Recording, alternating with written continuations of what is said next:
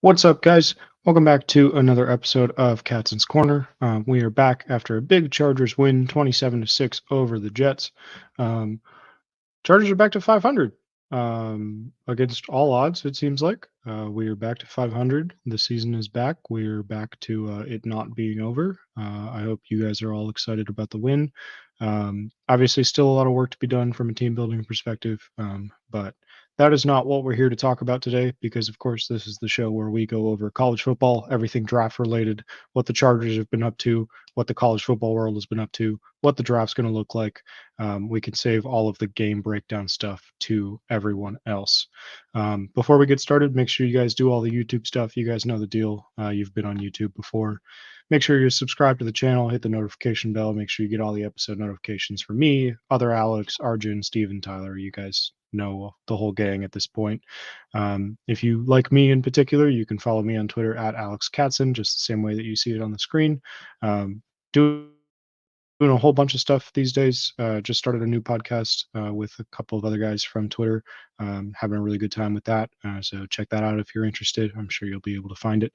Um, but yeah, all kinds of stuff going on. Chargers Wire, everything else. You guys know the deal. We are going to go ahead and get started with this week, and we're going to do something a little bit different. The Chargers did go to a few games this weekend, but one of them was Penn State for the fifth time this season. That is not an exaggeration. They've been to five Penn State games, including last weekend. I didn't really want to talk about Penn State again. There's not really much to talk about at this point. We've talked about all the main guys there pretty in depth. I don't want to just like start repeating myself on the show only 10 episodes in. So we're just going to talk about something else. And one of the fun things that has been happening the last few days is that all-star game invites are starting to go out. We have the first batch of Shrine Bowl invites that have come out. Those are the main ones.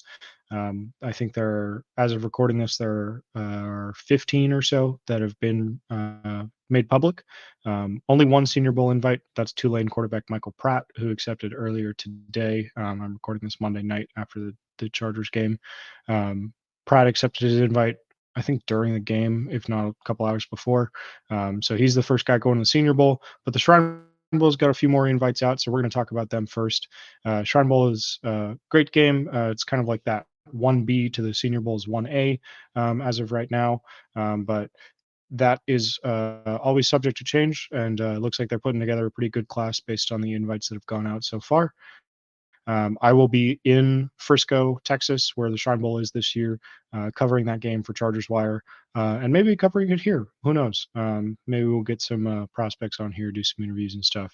I'm sure we'll have all sorts of that sort of stuff going up somewhere, whether it's Chargers Wire or here or on wherever. I'm sure we'll have stuff like that.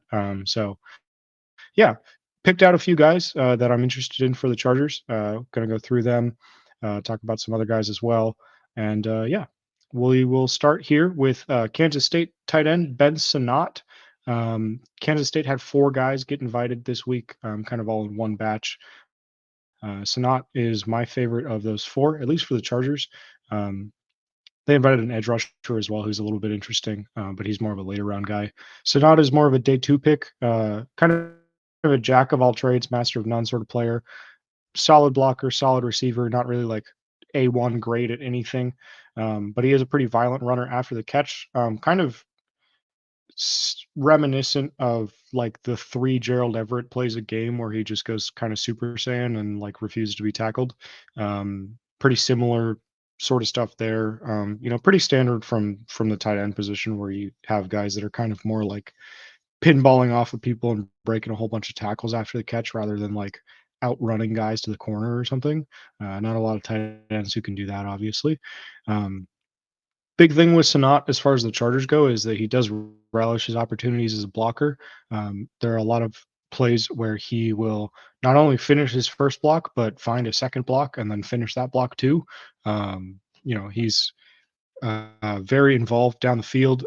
Even on like other receiving plays, he'll get down and be kind of running with the play and make a block downfield. He's super involved in that area of the game. Kansas State is more of a run heavy sort of offense, especially with their quarterbacks. They do a lot of quarterback run over there. And so there's a lot of blocking opportunities for him. He's pretty good at it. That's going to be a key point for the Chargers. At least it should be a key point for the Chargers if they're looking into a tight end coming into this draft, given the issues that they've had at the blocking spot there. Negatives with Sonat, um, hands are a little bit too soft, and so like you always hear, that like if a guy has soft hands, that's good, right? It means like he's a great catcher of the ball, like he's very, he's an easy target, all that sort of stuff. What I mean by too soft here is that he has a little bit of a problem with drops sometimes, mostly when he's coming back to the ball. And so that does result in just like, it's just not as aggressive as you want it to be sometimes, right? Like sometimes just letting the ball get a little bit too far into his body, letting easy throws get away from him a little bit. It's not really what you want out of a tight end prospect. Those are guys that you want to have like the most secure hands, be kind of that security blanket over the middle and that sort of thing. So that is something to keep an eye on for him. And then also I put on here, he's just kind of a long releaser. If you put a guy up on the line of scrimmage with him, he kind of spends a second or two too long hand fighting, kind of like figuring out what his release is going to be to get on a route instead of just like running through a dude, which he should be able to do because he's 6'4", 245. Like he's a tight end that's out in space. He should be able to do that. It kind of just like does some of this hand fighting stuff a little bit too often. So want to see him clean that up a little bit as well. But he's probably going to be a day 2 pick. I think that's the range that the Chargers are going to be looking at in terms of tight end. Now that they're 500 back in the playoff race, probably out of that Brock Bowers range. There's no one really at the end of the first that I'm that excited about. And so thinking about kind of day 2, like low second, early third sort of player. I think Sonat kind of fits that range, fits the bill for what the Chargers should be looking for in a future tight end. And so he's someone I'm really excited to see if he does end up accepting that invite to go down to Texas. Next one here is TCU cornerback Josh Newton, who's kind of flown a little bit under the radar as far as the top of this corner class goes. Everywhere that I've seen has him in like the high second round, if not the late first. I think there was a recent mock draft that had him at like 30th overall. And so he's kind of starting to get a little bit more of that buzz. He is a transfer, came into TCU from Louisiana Monroe, where he spent these first 3 seasons in college. He's in his 5th year of college now. Was at ULM 2019, 2020, 2021. Was a really solid player there. Transfers up to TCU, hits the ground running as a senior last season. Had 3 picks, 9 pass breakups, and so had a pretty solid year. Came into this year as a pretty highly touted senior prospect, but like I said, it's just been kind of under the radar a little bit, not as flashy as some of these other guys that we're talking about, like in the first round here. He is a fluid athlete. I really like the way that he's able to mirror in space, just kind of the way he moves in general.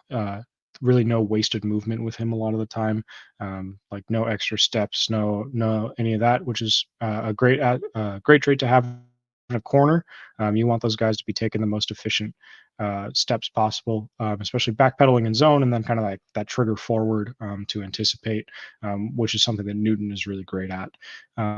Also has plus ball tracking ability. I mentioned the 3 picks, 9 pass breakups last season. Is pretty good around the ball. Has some juice to him as a returner if he does get an interception. And so a good player in that respect as well. In man coverage, he has I wrote he has the tools but not the product. What I mean by that is that everything about Newton as a player and the way that he's built and everything suggests that he should be good in man. If you do put him up on the line of scrimmage, his hands have a little bit more pop in them than you might expect. It's kind of a press corner. He has the length for it. He has the size for it. He's like 6 foot 190, like, so pretty prototypical size, or at least like what's generally thought of as prototypical.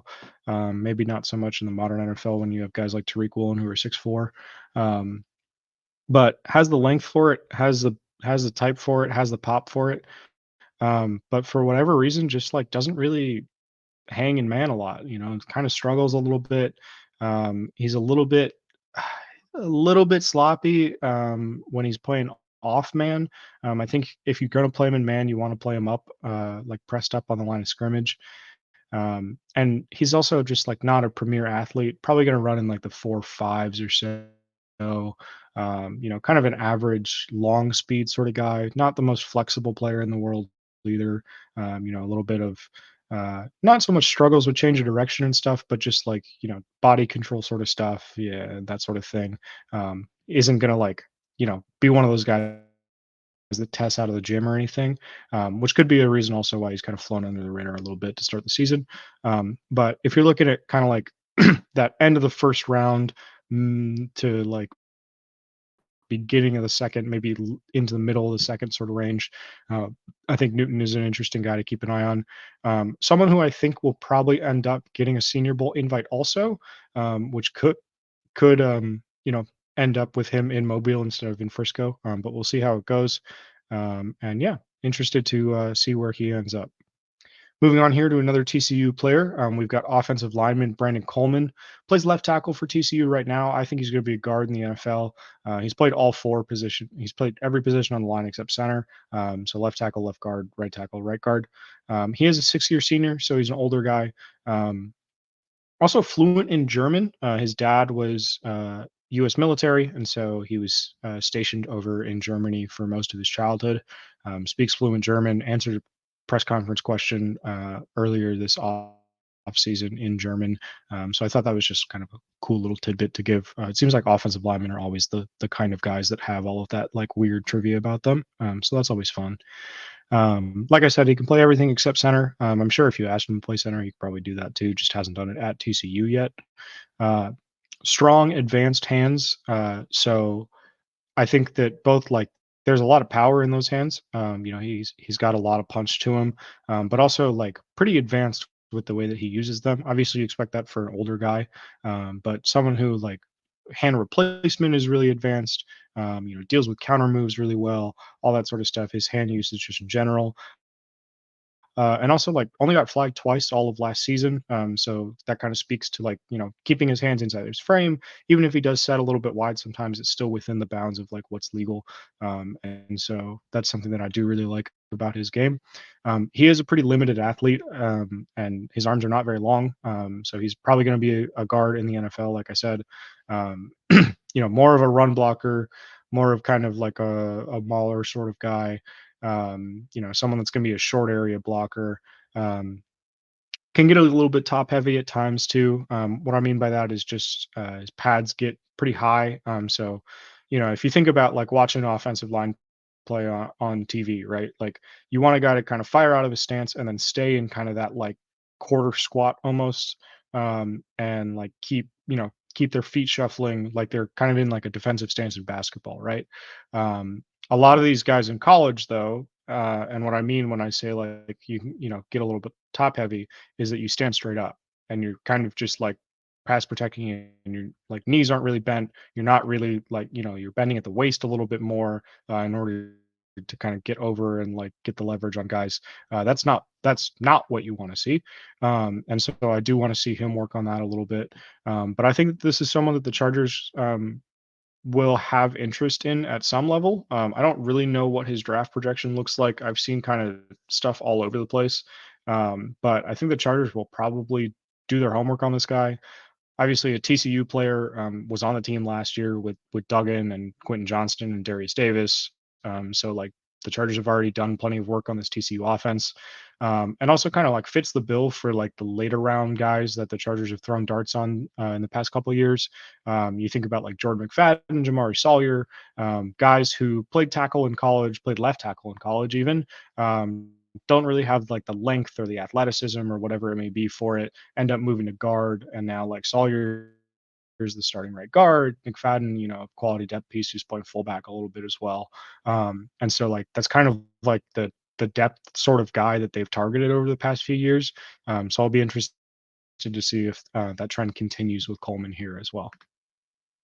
Moving on to Tulane, we've got a wide receiver, Jaquin Jackson, teammate of Michael Pratt, who, like I said, is the first player to accept his Senior Bowl invite. So congratulations to him.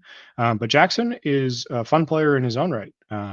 Pretty quiet NFL Raider so far. He got undrafted feedback over the spring from the scouting services. If you're new and you haven't heard me mention those before, the NFL has two different scouting services that they employ. There's Blesto and then there's NFS. Um, One of them runs the combine every year. And so like, the NFL teams are not directly inviting guys to the combine. It's the scouting service that they have. The way that it works is like each NFL team has one designated Blesto or national scout that they basically collaborate with the rest of the league in order to like establish some sort of consensus for like stuff like these spring grades and the combine and all that sort of stuff. So that's what I mean when I say like, got a grade from a scouting service. I don't mean like, a website that you can go to. Um, so anyway, Jackson got some undrafted feedback in the spring. Um, I think that's probably pretty reasonable just given the fact that like he's at Tulane. Coming into this year, he had never had more than 450 yards in a season. So someone who like was on NFL radars, but they were very much like, hey, like we would like to see you produce a little bit more in if you're going to be an NFL player. And to his credit, this year he's on pace for career high in usage. He's already almost passed his career high in yardage with 3 games to go in the season, either 2 or 3 games, depending on when Tulane's bye weeks have been. And so he's done that. He's gotten invited to the Shrine Bowl now. I happen to know just from talking to guys on staff there that they really like him. This is someone that they've been really high on for a little while, and so I know they're excited to get him in the building in Frisco. Um, he's got quick feet, leads to easy separation, and he is a great screen and deep threat combination player. And so, one of the only people who I've seen talk about Jackson on Twitter so far, at least in a draft capacity, has been a friend of the show, Brett Coleman. Of course, you guys probably know him. He does work with the Chargers as well, runs the Film Room channel on YouTube, does bootleg football with EJ. Great follow if you don't already. But he's talked about Jackson a little bit before, calling him like a very Chiefs receiver prospect. And what he means by that, at least what I assume he means by that, I haven't talked to him about it, is that he's a very like kind of a similar player to Rashee Rice and Sky Moore and all those kind of guys that they have, where like he's not necessarily the biggest dude in the world. He's not necessarily like the fastest guy in the entire world, although he is plenty fast. But he's kind of like this smaller body type. He's 5'11", 185.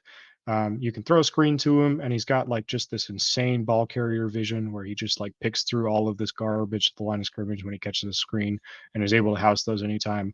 Or you can send him on a go route kind of up the seam, and like he's perfectly adequate at doing that as well. And just like in general just brings that kind of like attitude, like works his ass off as a blocker even though like he's a little bit smaller. um just like that sort of player, right? That sort of player that the Chiefs have kind of coveted in the draft the last few years.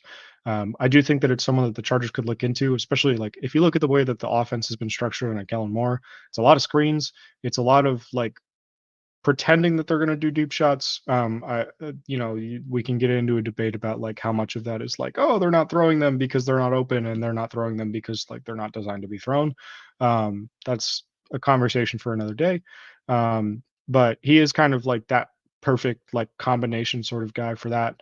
I do wonder about like whether or not he'll hit the Chargers thresholds in terms of size, just because like we know that the Chargers tend to like bigger receivers. And then also, I do have a little bit of concern. Just he is a little bit of a body catcher, lets the ball get into his frame a little bit too often sometimes, which can lead to some difficulties, just like as a contested catch sort of guy, but nothing major.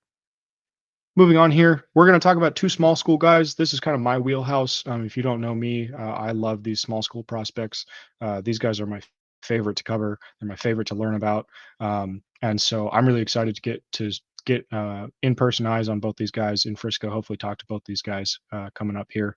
Starting with Jal Hunt. He's an edge rusher from Houston Christian, which is an FCS school. That also produced Bailey Zappi before he transferred up to Western Kentucky. Hunt is actually a Cornell transfer. So he spent 3 seasons in the Ivy League, played 17 games, only started one of them. Wasn't really a super productive guy. Cornell canceled their 2020 season because of COVID. And so he played one more year at Cornell, did 2021 there, and then did his 4 years at Cornell basically, and said like, okay, well, I'd like to, still play. And Ivy doesn't do red shirts. They didn't really honor like eligibility for the COVID year. It was a whole thing. And so like you had a lot of Ivy League players that transferred out basically. Um, ends up finding his way at Houston Christian. The interesting thing about this is that at Cornell the entire time he was playing safety. And now he plays edge. And so he shows up to Houston Christian. He gains like 30 pounds or something. He's like 255 going into last year. First year playing at edge in his entire life. He is second team all conference. So that's pretty good. And, is now slimmed down. He's down to like 245 this season. And is on pace to probably be first team all conference this year for Houston Christian. He's got the Shrine Bowl invite. So really interesting story, really cool player. Um, He's just a pure athlete. I think obviously like the path itself speaks for itself in that sort of respect of just like, yeah, he's a fantastic athlete. You can't do something like that and not be right. And honestly, one of the things that's surprising is that he already has a pretty solid toolbox of pass rush moves. He's got a pretty diverse set of stuff that he's able to pull out. I don't know who taught him all of it, where he learned all of it all of a sudden, but like he's got it. Um, it is weird given how good of an athlete he is that he's not really like a super bendy guy as an edge. He's really more of like a just like out athlete you sort of guy. And normally those sorts of guys are the guys that are super bendy and are able to just like beat you around the corner. And that's not really what he does, which is strange to me. And then also just like obviously it's only his second year playing edge. He is a work in progress body wise still. Like I said, he's at 245. He's probably going to have to bulk back up to like that 255, 265 range in the NFL in order to like hang as a true like three down player. But he's someone that is going to get drafted probably just because like he's got all the athletic tools to do so. Someone that probably gets drafted like rounds 5 to 7 ish somewhere as just like, hey, we're going to take a flyer on like this super athletic kid that hasn't really been playing the position he's going to play for very long. And we're just going to hope that NFL coaching, gets him to a place where he is a functional NFL player. Um, and so I think he's someone to keep an eye on for the Chargers for sure, is just kind of like a guy farther down the board.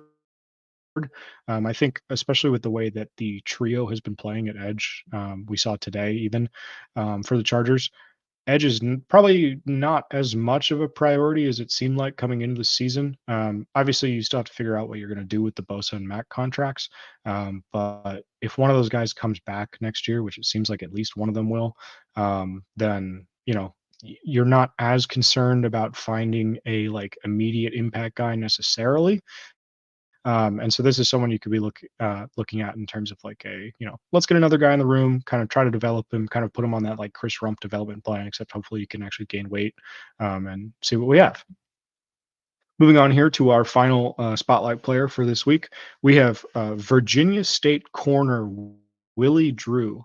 And a guy's a deep sleeper when you can't find any pictures of him on Google. This was the best picture of him I could find from Virginia State, which is saying a lot, right? Like, look at this picture. This is not a picture of a college football player. This is just this is a movie extra. This is just a guy that we found. But it is in fact Virginia State corner Willie Drew, who is a James Madison transfer. He started out at James Madison back when they were still down at the FCS level. He is a sixth-year senior. He was at James Madison 2018 and 2019, then transferred down to Virginia State, which I think is D2. D2 HBCU school. He's the first HBCU invite of 2023. The Shrine Bowl usually tries to get, I think it's like 3 or 4 invites out to HBCU guys, kind of like improve that pipeline to the NFL because there is a bunch of talent in the HBCU ranks. I think you'll see it especially this year. There's a lot of good talent in the HBCU ranks. I'm really excited to dive into more of those guys as the draft process goes on. The big thing here with Drew is ball production. I had to look at his stats like for a while to make sure that there wasn't just like some repeating lines and stuff, because his stat line this year looks almost identical to last year's stat line. Uh, he has 10 interceptions in the last 2 years and 38 pass breakups over the course of the last 4 seasons. I don't think the 38 pass breakups for the last 2 years. I think it's 4 years. But still, just like insane ball production for any college player at any level. It doesn't matter whether you're D2 or in the Power Five. Like, I don't care. 10 interceptions and 38 pass breakups is crazy numbers. He's probably going to be an All-American if he hasn't already been named one in the D2 ranks. Obviously, there's going to be concerns here. Level of competition, the main one, obviously, like, couldn't cut it at FCS James Madison or transferred for other reasons. It's something that like NFL teams are going to have to parse through. And there are going to be some age concerns. Like I said, he's a 6-year senior. But the main thing for Drew here is like the biggest weeks are ahead for him, right? Like you've done all you can do to prove that you belong on a D2 field. The D2 season is pretty much over already, especially for a Virginia State team that I don't think is particularly good. So like I don't think they're going to the D2 playoffs or anything. But now like you have the Shrine Week ahead, you have, you have all of these interviews with NFL teams, you have the pro day and everything. Like this is where he's going to make his money. Someone who probably ends up being a UDFA, but like hits a roster. But kind of I think probably is going to run a similar path as Tony Adams, who you just saw for the Jets, who was an undrafted guy out of Virginia State as well. Safety, kind of had to cut it on special teams, was on the practice squad for a little while, and now he's a solid contributor for the Jets. And so I think that's going to be the path that Drew is looking at here, but someone to keep an eye on. Obviously, we know with the Chargers, there are never too many corners on that team. Looking ahead to next week, we'll run through these pretty quickly because we're running out of time here. Went a little bit long on these guys because I'm just so excited for the All-Star Game circuit to get started. Next week, Alabama, Kentucky, I think is going to be a good one to watch if you are interested in getting another edge rusher for the Chargers. Alabama's got Dallas Turner and Chris Braswell. Dallas Turner pretty firmly in the edge one conversation still. Had a huge sack on Jaden Daniels last week that actually ended up knocking Daniels out of the game, pretty much ended that game. Braswell has also been really good. I think he's more of like a mid-round prospect right now. He's someone that's probably going to be at the Senior Bowl. And so always worth keeping an eye on those guys. Kentucky's also got a pretty nice edge, JJ Weaver, who's on both the watch lists as well. I don't know if he'll actually end up being at either of the games. I imagine he probably makes the cut, but there's a lot of guys that are on both those watch lists, and so you never know. But he's had a pretty decent season. Be interested to see how he holds up against Alabama's offensive line as well.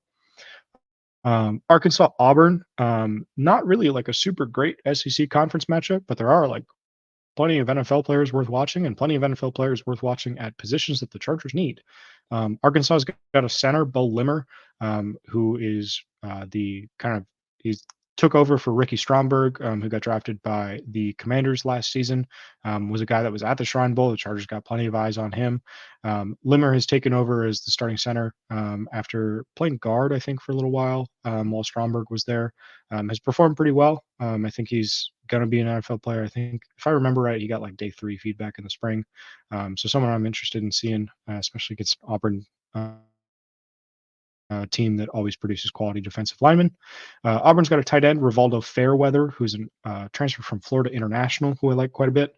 And then also a running back, Jaquin Hunter, who's kind of like ramping back up. Had some academic issues, if I remember right, coming into the season. Also, like, just has a kind of like some weird, like unconfirmed, not really like clear what happened sort of stories around him. So character is going to be a thing for him coming in out of the draft. Don't know if he declares this year. He's only a true junior. Washington State Cal. Wazoo's got 2 edge rushers that are pretty nice, Brennan Jackson and Ron Stone, who I think we might have mentioned on this show before, but they're both quality players. Interested to see if they're able to heat Cal up a little bit. And then Cal's got a center as well, Matthew Sindrick, who is going to be kind of in that day 3 range as well. But again, kind of like looking more at center with the more that we hear about like the Corey Linsley situation and everything. So someone to keep an eye on there as well. And then Fresno State, San Jose State in the late slate. Fresno State's got a linebacker, Lavelle Bailey, who's a nice little player. He's on the Shrine Bowl watch list. Probably someone that ends up as a UDFA, but someone worth keeping an eye on. And then San Jose State running back Kyrie Robinson. I actually didn't realize was draft eligible until I was doing research for this show. He's a 5th-year senior. He's actually out of eligibility after this season, but he has popped off this year. Was injured to start the year, but came back a couple weeks ago. A couple weeks into the season, and has really, really taken off. He's got 13 touchdowns this season. Super productive guy. Really small player, so interested to see how the NFL values him, but someone worth keeping an eye on in that game if you're going to be up late anyway. That's going to do it for this week, guys. Hope you enjoyed this little break from the norm, talking about some guys that are going to be on the All-Star circuit. Like I said, I'm going to be at the Shrine Bowl this year. I'm going to be at the Senior Bowl as well, probably. So hopefully, we can get some more in-depth information on these guys. I'll, of course, be boots on the ground, doing all that sort of stuff. Really excited for that. Make sure you guys, like I said, are subscribed to the channel, do all that stuff.